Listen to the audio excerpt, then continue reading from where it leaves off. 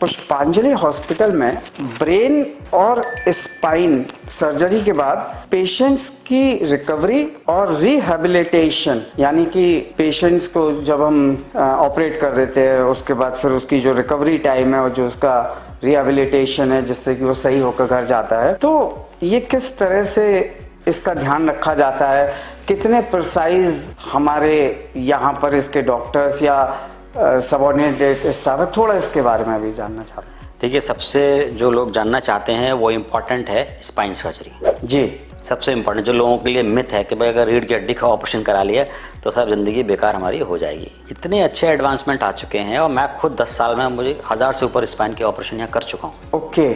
सबसे important spine surgery में ये होता है कि स्पाइन सर्जरी के बाद एक तो आप अपने अंदर का डर निकालें। ओके। पुनीत जी, आज बहुत इंपॉर्टेंट चीज़ है, क्योंकि लोग ये मानते हैं कि मेरी स्पाइन की सर्जरी हो गई, अब मेरी ज़िंदगी तो पहले जैसी रहेगी नहीं, मेरी ज़िंदगी खराब हो गई। ये लोग खुद मान लेते हैं। 99% यही मिथ है। ये मान लेते हैं।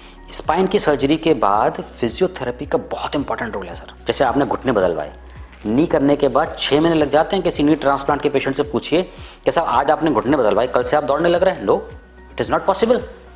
उनको कितना दर्द हो रहा है, उनको कितनी फिजियोथेरेपी करनी पड़ रही है, ये यू आस्क देम। इतनी मेहनत कोई स्पाइन के बाद करने को तैयार नहीं होता है कि नहीं सर हम तो बिस्तर पर पड़े रहेंगे, और हम तो साहब क्या कर रहे हैं, तखत मंगा लिया हमने तो। Imagine, it's a laughable thing. वो एडवाइस भाई, तखत पे लेट के एक नॉर्मल आदमी को तखत पे लेटा दीजिए आप जी। दर्द के मारे उसकी ऐसी हालत हो जाएगी, वो अगले दिन तो आपको कुछ करने लायक नहीं बचेगा वो। गांव में ये कॉमन प्रैक्टिस है कि साहब रीढ़ की हड्डी में कुछ हो गया, साहब इनको गद्दे से हटाओ, तखत पे लेटाओ। कोई जरूरत नहीं है साहब, आपकी रीढ़ की हड्डी को ना तखत से ही कर रहा है ना गद्दा से। और एक चीज और मैं आपको बोलना चाहूंगा, आजकल सर इतना ज्यादा लोगों को बेवकूफ बनाने का काम शुरू हुआ है कि साहब ये सर्वाइकल पिलो है। यस, समझ रहे हैं? एड कंपनीज के द्वारा। यस, ये सर्वाइकल पिलो है, ये वाला मैट्रेस है, यहाँ पे इसमें यहाँ गैप है तो ऐसे होता है। सर व्हाट यू थिंक, आपकी बॉडी की जो रीढ़ की हड्डियां हैं, ये हड्डी है, ये पिलो से मैनेज होगी?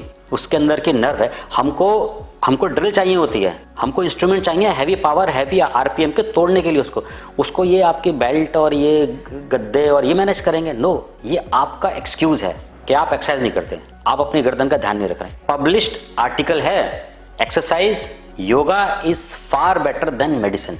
अगर आपकी इच्छा शक्ति बहुत दृढ़ है, लोग चलते देखे हैं। सेम पेशेंट मैंने ऑपरेट किया, भाई पैरालाइज हो गया पेशेंट को, same patient, young patient, operate किया मैंने, फिक्स किया स्पाइन, कुछ नहीं है। एक पेशेंट आ रहा है, साहब मेरा कुछ नहीं हो सकता। एक पेशेंट आ रहा है, मैं चल के दिखाऊंगा सर आपको, और वो चल के दिखाता है।